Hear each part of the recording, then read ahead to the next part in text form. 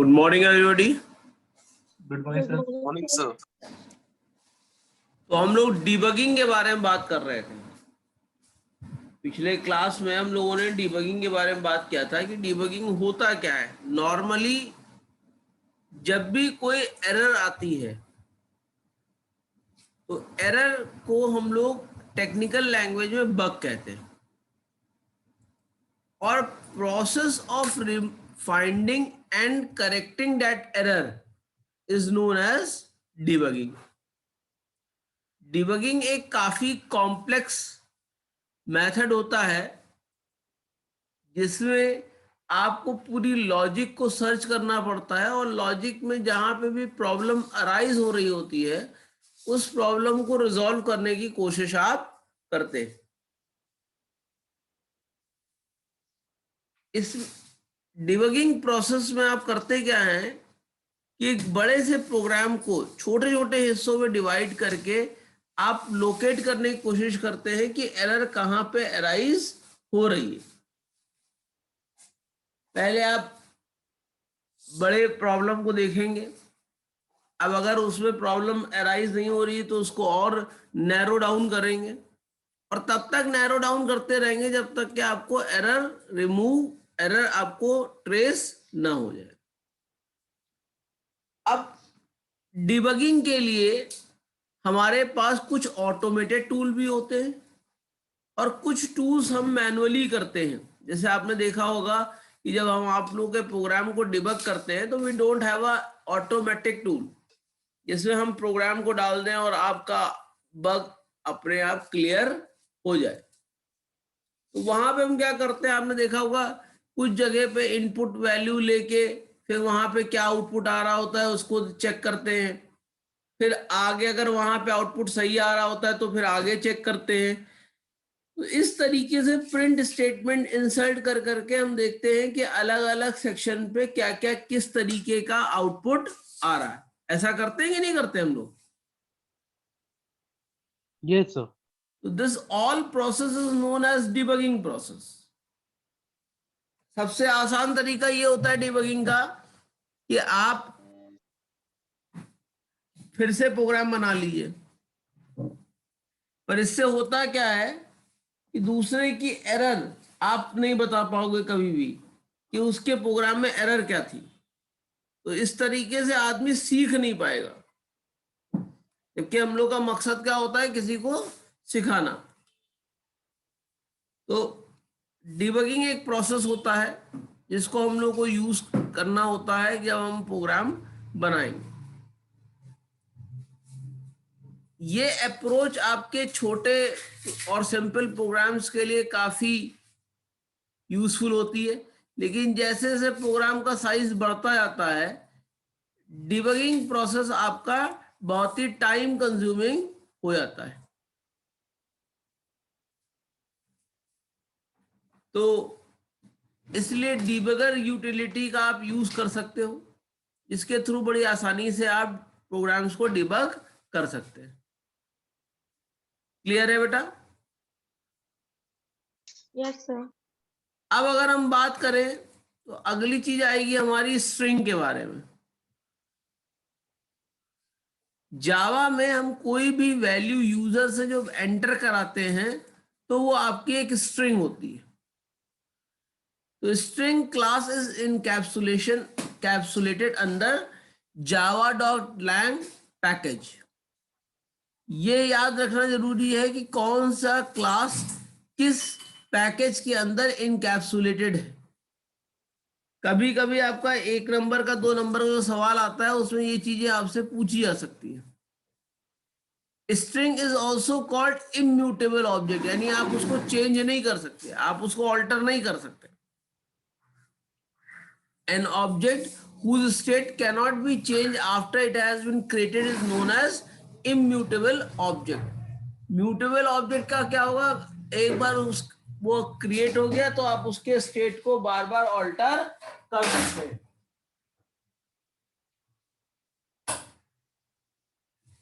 तो एग्जाम्पल अगर आप देखिए तो स्ट्रिंग होता है बाइट इंटीजर होते हैं, बाइट होते हैं, फ्लोट होता है, डबल होता है, ये सब आपके इम्यूटेबल ऑब्जेक्ट होते हैं। क्लियर है बेटा? Yes sir. मतलब जब भी आप कभी भी स्क्रीन से कोई वैल्यू एक्सेप्ट कराएंगे तो वैल्यू जो आप एक्सेप्ट करा रहे हैं स्ट्रिंग से, स्क्रीन से क्या कंसोल से, वो आपकी स्ट्रिंग वैल्यू होगी। हाँ, आप उसको बाद में टाइप कास्ट करते हैं depending upon the output which you want, input which you want. मान लीजिए 2 नंबरों को जोड़ना है तो आप स्ट्रिंग को तो जोड़ नहीं सकते, आप क्या करेंगे, आप उसको इंटीजर में कन्वर्ट करेंगे। मान लीजिए आपके पास, आपने सैलरी किसी से एंटर कराई है तो सैलरी आपकी फ्लोट में होगी, या मान लीजिए आपने कोई साइंटिफिक वैल्यू एंटर करा रखी है जैसे इसमें आपका एक्सपोनेंशियल वैल्यू है तो फ्लोट में होगी, तो उसको आपको टाइप कास्टिंग करनी पड़ेगी। क्लियर है बेटा?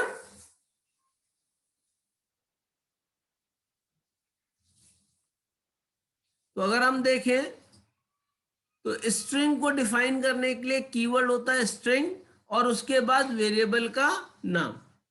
जैसे यहां पर अगर आप देखिए तो ये आपका एक ऑब्जेक्ट है,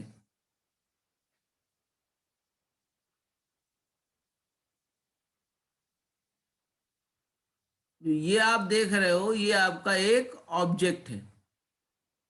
इस पे आप न्यू, न्यू का मतलब आप एक स्पेस एलोकेट कर रहे हो, स्पेस एलोकेट स्ट्रिंग टाइप की होगी और उसमें स्टार्टिंग वैल्यू जो आपने डिफॉल्ट कंस्ट्रक्टर भेज रखा है वो आपका एबीसी होगा।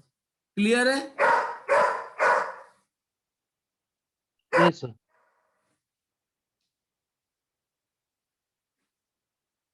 अब मान लीजिए आपको किसी भी स्ट्रिंग की लेंथ को कैलकुलेट करना है, तो लेंथ को कैलकुलेट करने के लिए हमारे पास एक मेथड होता है जिसका नाम होता है लेंथ।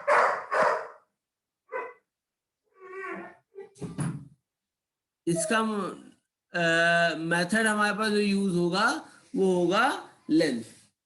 लेंथ मेथड का यूज करके आप स्ट्रिंग की लेंथ को कैलकुलेट कर सकते हैं।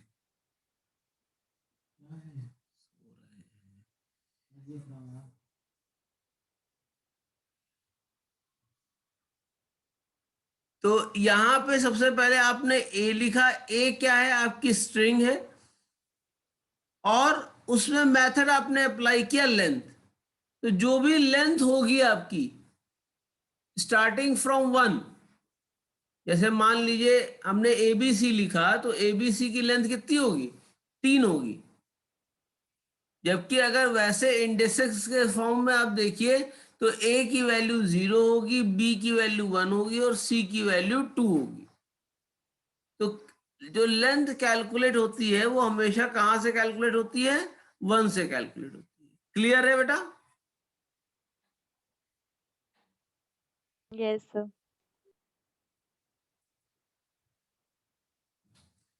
कॉनकैटिनेशन का मतलब क्या होता है, 2 स्ट्रिंग्स को आपस में जोड़ना। तो हमारे पास 2 मेथड होते हैं जिसके थ्रू हम कॉनकैटिनेट कर सकते हैं 2 स्ट्रिंग को। एक होता है प्लस ऑपरेटर, एक होता है कॉनकैट मेथड। जो प्लस ऑपरेटर और कॉनकैट मेथड का वर्किंग दोनों की डिफरेंट होती है। तो पहले समझ लेते हैं। तो मान लीजिए अगर हम प्लस मेथड यूज कर रहे हैं, प्लस ऑपरेटर यूज कर रहे हैं, तो प्लस ऑपरेटर को यूज करने के लिए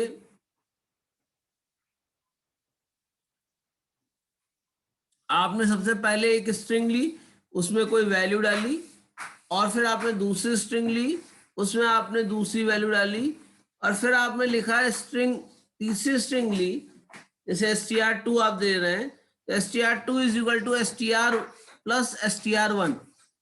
तो अब str2 में सबसे पहले str की वैल्यू जाएगी, str की वैल्यू क्या है, हेलो, और फिर str1 की जाएगी जो है एवरीवन।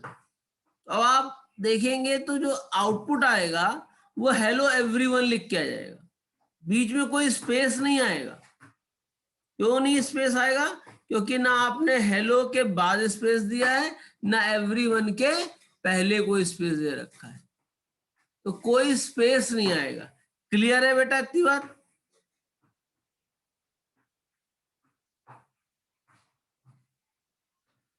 इसमें तो कोई प्रॉब्लम नहीं है, ये सिंपल सा है।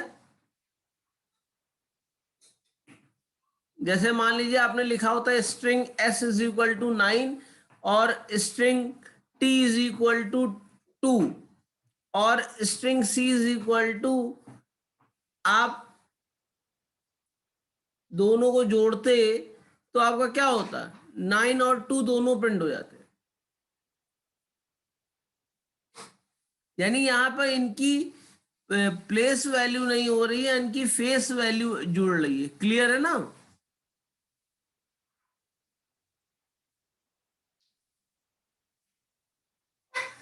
अब अगर हम कॉनकैट मेथड का यूज करेंगे तो कॉनकैट का मेथड का यूज आउटपुट भी यहां पर सेम ही आएगा।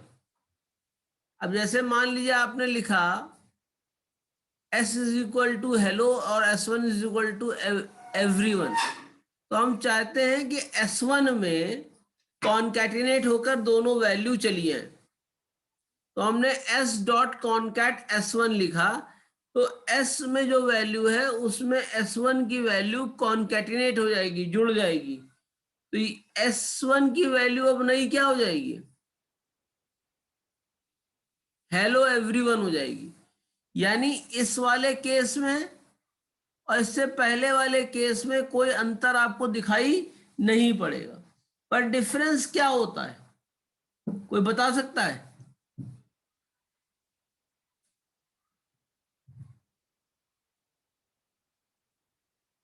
भाई दोनों में प्लस ऑपरेटर यानी कॉन्कैटिनेशन ऑपरेटर और कॉन्कैटिनेट में डिफरेंस क्या है, अंतर क्या है, बने क्यों हैं दो अलग अलग चीजें?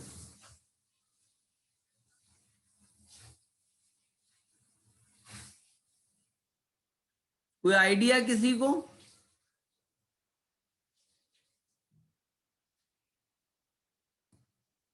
है बेटा?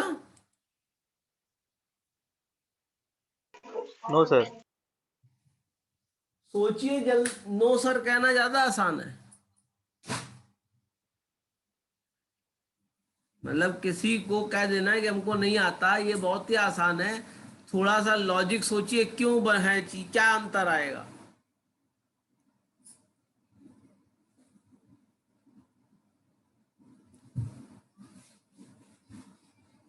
चलिए हम आगे देख लेते हैं। जो डिफरेंस है कॉनकैटिनेट और स्ट्रिंग कॉनकैटिनेट ऑपरेटर का, वो ये है कि जो दोनों कॉनकैटिनेट और plus operator is use to concatenate the string, but they have some difference. सबसे पहले Java dot lang dot null pointer exceptions आपका जनरेट होता है जब आप कॉनकैट का मेथड का यूज करते हैं। Concat method, if called on null string, reference variable will throw null pointer exception. जबकि प्लस के साथ ऐसा नहीं है, प्लस कोई भी एक्सेप्शंस को थ्रो नहीं करेगा, जबकि आपका कॉनकैट जो फंक्शन है ये क्या करेगा? एक नल पॉइंटर एक्सेप्शंस को जनरेट करेगा। क्लियर है? Yes sir. इसका मतलब क्या हुआ कि मान लीजिए हमने एक स्ट्रिंग ली s जिसकी वैल्यू कर दिया नल, और फिर s डॉट कॉनकैटिनेट एबीसी कर लिया, तो यहां पे दोनों कॉनकैटिनेट नहीं होंगे, यहां पर एक नल एक्सेप्शन थ्रो होगा, क्योंकि s की वैल्यू क्या है? नल है, और एबीसी की वैल्यू है। जबकि अगर आप प्लस ऑपरेटर लगाएंगे तो वो नल एबीसी आपको प्रिंट करके दे देगा। क्लियर है बेटा? कोई प्रॉब्लम इसमें?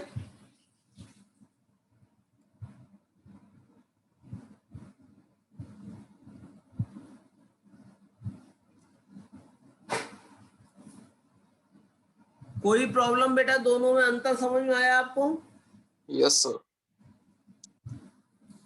मींस अगर नल पॉइंटर एक्सेप्शंस हमको लेना है, या नल पॉइंटर एक्सेप्शंस जनरेट कौन करेगा? कॉनकैटिनेट करेगा। जबकि प्लस ऑपरेटर किसी तरीके का एक्सेप्शन जनरेट नहीं करेगा।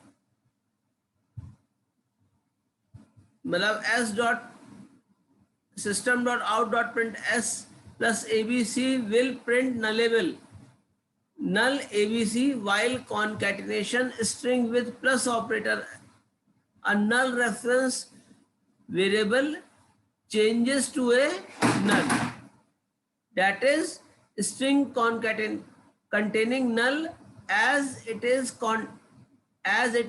content. That's why become null and output is null abc. Clear है? Yes sir. तो ये बहुत इंपॉर्टेंट चीज है, ये आपके वाइवा में भी पूछी जा सकती है, ये आपके जब आप जो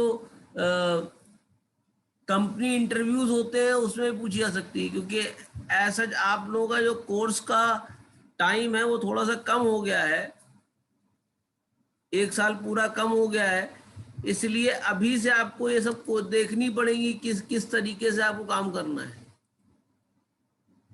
क्लियर है ना बेटा? क्योंकि due to the use of Android और ये सब चीजों की वजह से आपका जावा इंट्रोड्यूस भी की गई है, क्योंकि आजकल 2 ही लैंग्वेजेस सबसे ज्यादा मार्केट में चल रही हैं, Python and Java. I hope आप लोगों में बहुत से लोगों को पाइथन मालूम होगी। कितने लोगों को पाइथन आती है? आती है पाइथन। क्योंकि इस समय टाइम है, आप पाइथन का को कर भी सकते हो, तो आपकी 2 चीजें कवर हो जाएंगी, क्योंकि ये दोनों लैंग्वेज आपके इस समय हॉटकेक बनी हुई है मार्केट में। दूसरा, आज मैं एक ग्रुप बनाऊंगा, आप सब लोग उस ग्रुप को ज्वाइन कर लीजिए, क्योंकि जो बुक्स हैं मैं उस पर शेयर नहीं कर सकता हूँ, क्या कहते हैं, आपके गूगल क्लासरूम में, क्योंकि साइज बड़ा होता है बुक्स का, तो मैं व्हाट्सएप ग्रुप में कर लूंगा, आप ग्रुप ज्वाइन कर लीजिएगा, ठीक है? Okay sir. Excuse me sir. हाँ बेटा। सर हम लोग को कहा गया है कि ऑफिशियल लिंक जो आईडी है उससे ज्वाइनिंग करनी है, तो सर आप अपना वो दे दीजिएगा, क्लासरूम का लिंक आईडी सर। क्लासरूम का लिंक मैंने आपको दे रखा है, आप चाहे तो आप मेरे क्लासरूम में ऑफिशियल की जरूरत नहीं है। Okay sir.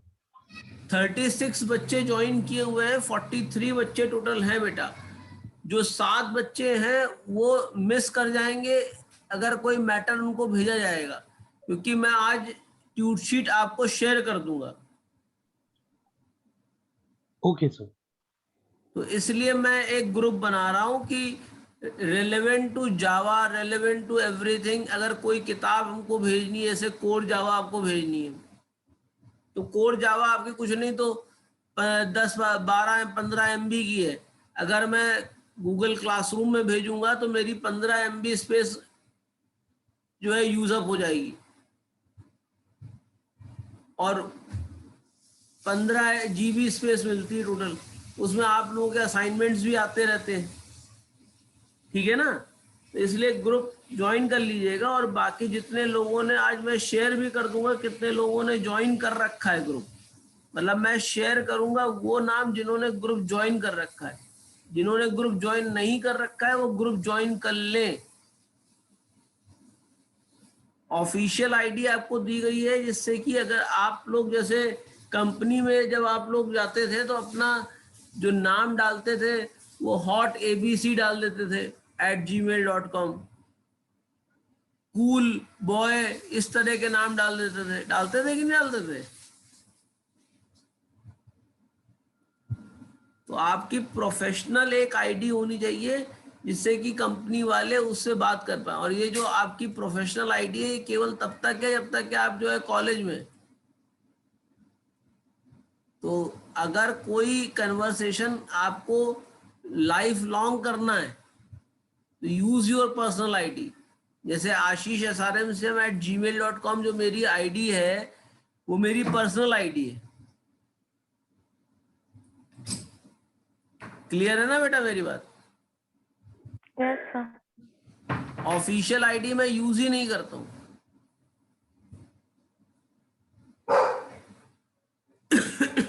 चलिए आगे करते हैं। ये एक्सेप्शन समझ में आ गया, डिफरेंस क्या है?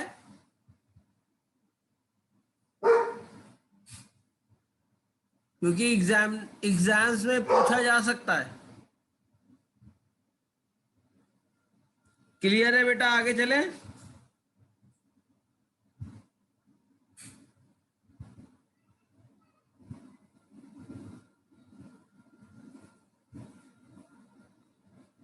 सब लोग रहते हो कि गायब हो जाते हो भाई बीच बीच में? Yes sir. है सर।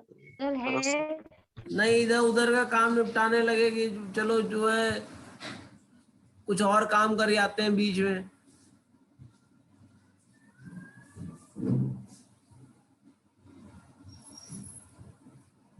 नंबर ऑफ आर्ग्यूमेंट, देखिए अगर आप प्लस ऑपरेटर का यूज कर रहे हैं तो it can take any number of argument. दूसरा, अगर आप कॉन्कैटिनेट का यूज कर रहे हैं तो ये केवल एक आर्ग्यूमेंट आपसे लेगा। तो दो अंतर हो गए, एक नल पॉइंट एक्सेप्शन, दूसरा नंबर ऑफ आर्ग्यूमेंट। क्लियर है? Yes sir. Yes, sir.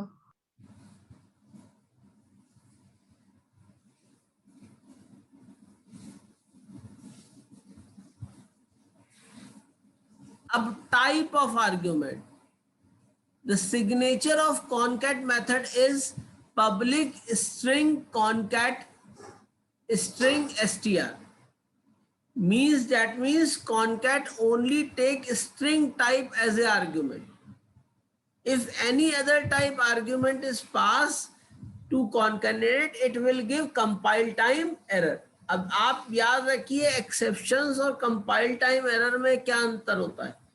Compile time error में आपका जब आप कंपाइलेशन करते हैं तो देखता है कि ये हमारे स्पेसिफाइड टाइप के फॉर्म में नहीं दिया गया है। जब ये स्पेसिफाइड टाइप के फॉर्म में नहीं दिया गया है तो इसका मतलब हम इसको ट्रांसलेट नहीं कर पाएंगे, तो वहां पर आपका कंपाइल टाइम एरर आएगा। जैसे हमने लिखा s.concatenate where s is a string and concat is a method, उसके अंदर हमने 5 लिखा। 5 क्या स्ट्रिंग वैल्यू है? स्ट्रिंग वैल्यू नहीं है। तो एक एरर जनरेट होगा कि 5 is a non string value. हाँ, जब अगर इसको हम डबल कोट्स के अंदर कर देंगे तो no error is there because we have converted, we have type casted 5 into string. Clear है?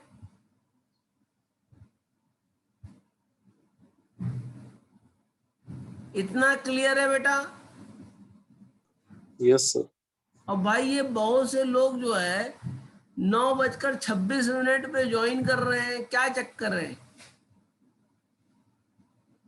जैसे मुस्कान अभी थोड़ी देर पहले ज्वाइन किए, अब अमित जी ज्वाइन किए, क्या चक्कर है भाई?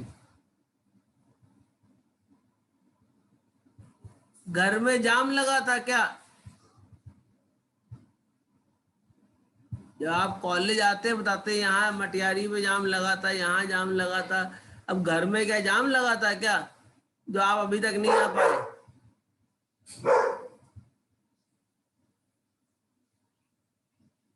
भाई रेगुलर क्लास में रहोगे, चीजें जो है वैसे भी जब आप ऑनलाइन करते हो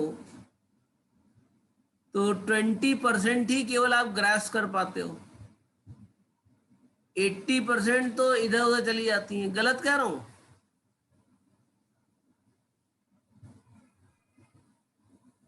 और उस 20% में भी 50% आप आते नहीं हो टाइम से, तो समझ में कितना आया?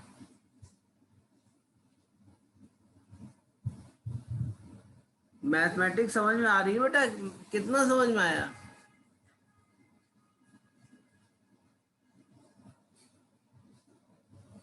कुछ बताएंगे सर? 10% समझ में आ गया, उसमें 0 हटा दो, 1% ही समझ में आया, क्योंकि बाकी तो कोशिश कर रहे थे कि समझा क्या रहे थे।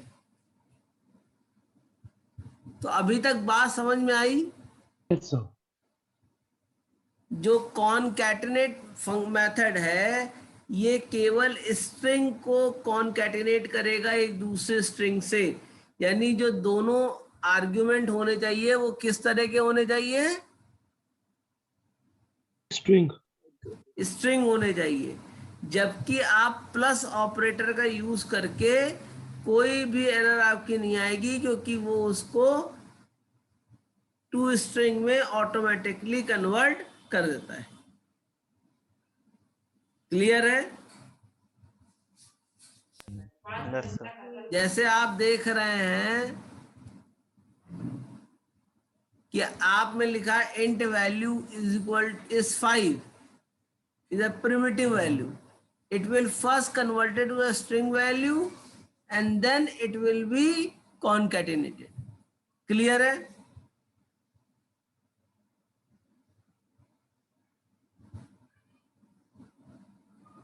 देखो समन अभी अभी आए हैं। समन बेटा कहाँ थे अब तक के? यस सर, सर आग लग गई थी। आग लग गई थी? सर सो रही थी मैं। अच्छा, सो गए थे। हम कहें आग लग गई थी कहीं। भैया सो वो नहीं, समय 9:30 बज रहा है भैया, अब नहीं सो।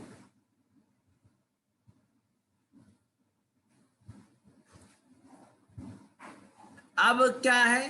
Creation of new string object. As in Java string are immutable. Word का मतलब, इम्यूटेबल का मतलब क्या है कि आप उसमें कोई भी परिवर्तन नहीं कर सकते। Are immutable. whenever you try to change its content, जब भी आप उसके कंटेंट्स को चेंज करने की कोशिश करेंगे तो एक नई स्ट्रिंग बनेगी।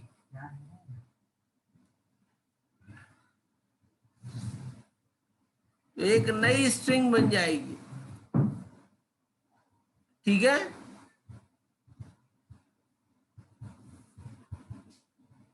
String object with change content is created instead of modifying the original string object, but concatenate return new string only object only when the length of argument string is greater than 0. अगर less than 0 होगा तो कुछ भी नहीं आपकी string return.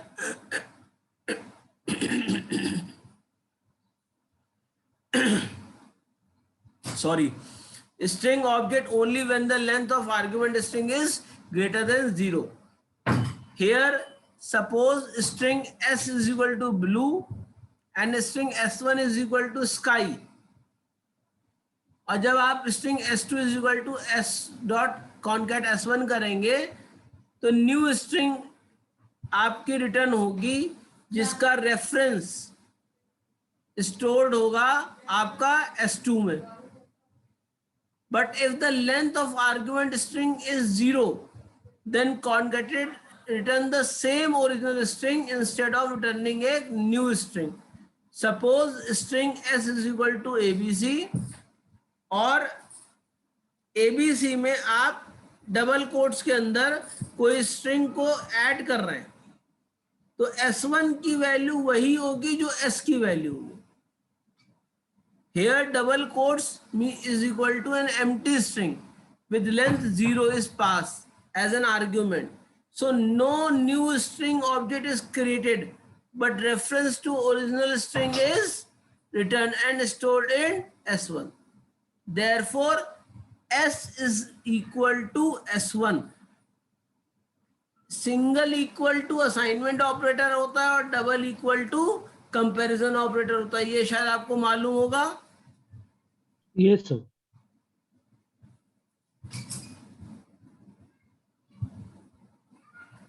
while plus create a new string object every time, यानी अगर आप प्लस का साइन लगा रहे हैं तो आपका नया स्ट्रिंग हमेशा बनेगी, चाहे उसमें कोई वैल्यू हो चाहे नल वैल्यू। क्लियर है?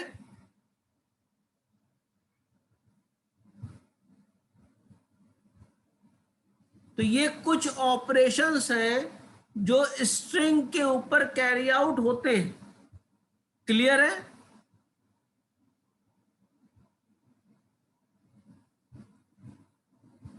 अब पांचवा डिफरेंस है performance wise. Concatenate function is considered better than plus operator, क्योंकि कॉनकैटिनेशन ऑपरेटर जो है आपका पहले से ही, कॉनकैटिनेशन मेथड जो आपका है वो पहले से ही तमाम सारे रिस्ट्रिक्शंस को फॉलो करता हुआ चलता है। Performance wise concatenation is considered better than plus operator. One of the reasons for this is that concat returns a new string object only when length of its argument is greater than 0.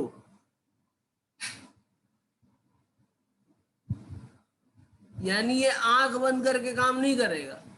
अब इसमें logic ये लगता है कि अगर भाई string में कुछ ऑल्टरेशन हो रहा है, नल वैल्यू नहीं है, तब तो ये एक्शन परफॉर्म करेगा, नहीं तो एक्शन परफॉर्म नहीं करेगा। क्लियर है मेरी बात?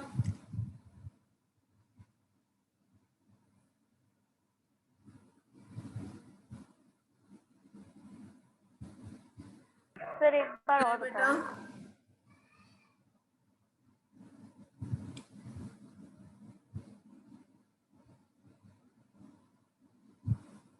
भाई बात समझ में आई? Yes sir. No sir.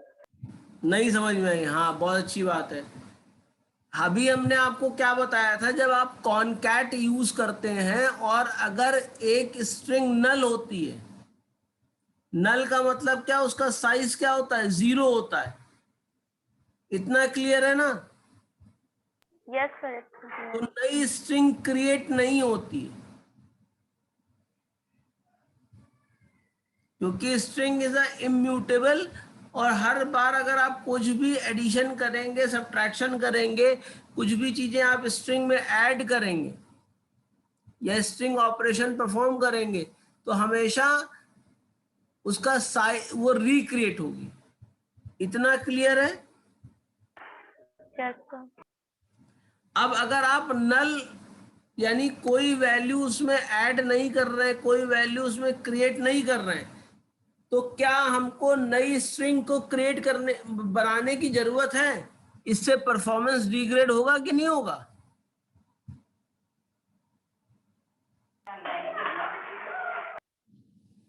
भाई इससे हमारा परफॉर्मेंस डिग्रेड होगा कि नहीं होगा? मान लीजिए हमने s की वैल्यू लिखी ABC,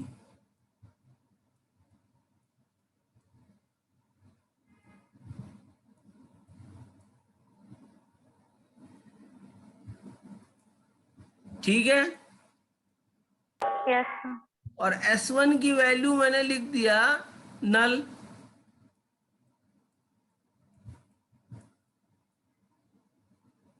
मतलब इसके अंदर कुछ नहीं है। और हमने अगर लिखा s dot concatenate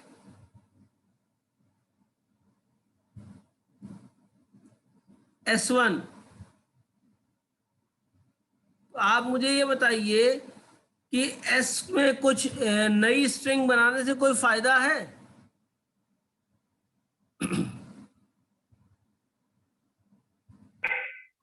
no sir. तो कॉनकैटिनेट तभी नया स्ट्रिंग क्रिएट करेगा अगर उसके आर्ग्यूमेंट का साइज ग्रेटर देन 0 होगा। ये चीज क्लियर हुई? Yes sir. अब क्यों?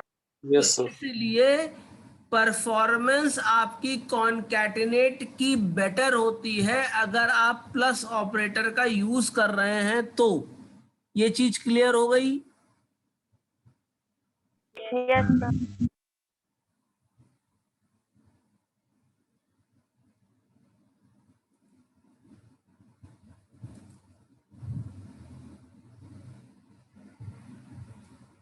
अब बात आती है एरे की। एरे क्या होता है? एरे को अगर हम देखें तो बहुत नाम से जानते हैं, सबस्क्रिप्टेड वेरिएबल भी जानते हैं। जानते हैं कि नहीं जानते हैं एरे को? यानी मान Yes, लीजिए sir. आपको 50 वेरिएबल डिक्लेयर करने हो, तो या तो आपके पास एक तरीका है, आप ए बी सी डी इस तरह आप कुल कितने वेरिएबल डिफाइन करिए, 50 वेरिएबल डिफाइन करिए, या ए 0, तो जो ये ए है ये आपका वेरिएबल है, और जो 0 है ये क्या है? सबस्क्रिप्ट है। अब जैसे जैसे सबस्क्रिप्ट चेंज होती जाएगी आपका वेरिएबल का नाम चेंज होता जाएगा कि नहीं होता जाएगा? इसलिए एरे को हम सबस्क्रिप्टेड वेरिएबल भी कहते हैं। अब नॉर्मली अगर सबस्क्रिप्टेड वेरिएबल ना होते और 50 वेरिएबल हमको यूजर से एंटर करने पड़ते तो मिनिमम 50 लाइनें लिखनी पड़ती कि नहीं लिखनी पड़ती?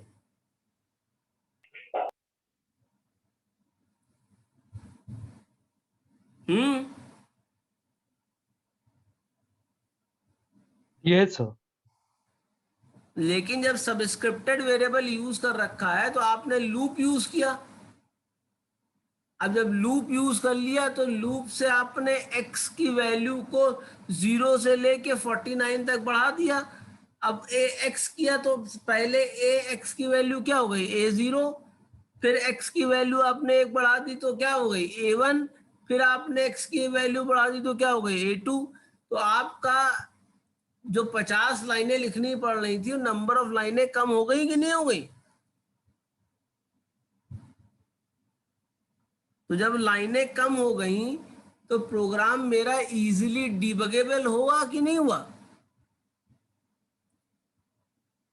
भाई मैं आपको 500 पन्ने दूं, कहूं कि इसमें से गलती निकालो, और 5 पन्ने दूं, कहूं इसमें से गलती निकालो, आसानी से गलती किसमें निकाल लोगे? तो जिनमें 5 पन्ने होंगे। 5। भाई जितना प्रोग्राम का साइज छोटा होगा उतना ज्यादा कंसंट्रेट कर पाएंगे आप। गलत तो नहीं कह रहा हूं?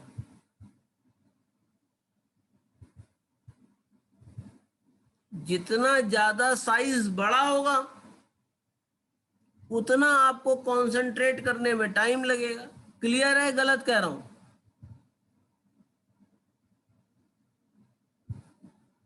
क्लियर है मेरी बात बेटा? Yes sir. अभी फिर से रीजॉइन करना है इस मीटिंग को। Okay, sir. और अभी किन्हीं महान एक आदमी ने जो है अटेंडेंस नहीं लगाई है।